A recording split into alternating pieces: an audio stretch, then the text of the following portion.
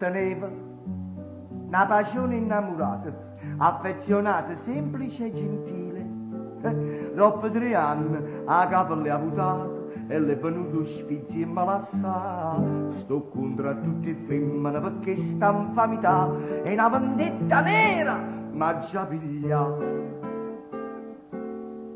Ma m'accatto in un mandolino e mi mette sotto il balcone. Quando passano le signorine io la faccio un accordo in fa, poi le canto chi lo stornello che è capace di intossicare. Flippo, flippo, flippo, flippo, fiore di primavera.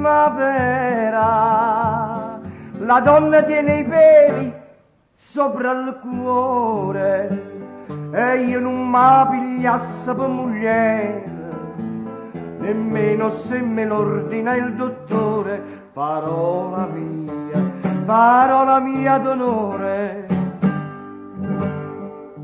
Gesù, Gesù, su cosa sciampazzì, come si può fare in tal luce me l'ha fatto.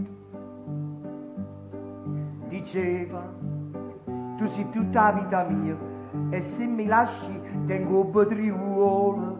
Poi mi guardava mocca popolino, e una 2 mesi aveva ma sposato. Ne, quella il giorno 15 mi dice che sta a me, io si dice, non si fa giubere. Ed è per questo che col mandolino io mi metto fuori il balcone. Quando passano le signorine io la faccio un accordo in fa, poi le canto chi lo stornello che è capace di intossicare. È nata volta flippo, flippo, flippo, flippo, fiore di primavera.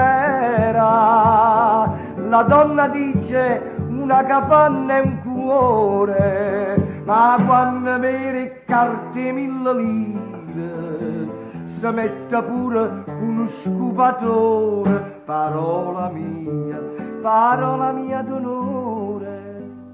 Ma io mi vendico. Ah, perché credete che io me ne resto con le mani in mano? No, io sono un vendicativo per eccellenza. Succede che mi accade in un giornale e trovo scritto Rosa Imperatore, che poi sarebbe Eglia, oggi si sposa con il tal dei tali, e chi gli giorno che mi ha già spassato faccio una cosa semplice che l'ha da fa morire. Dice Tony, ma che lo fai?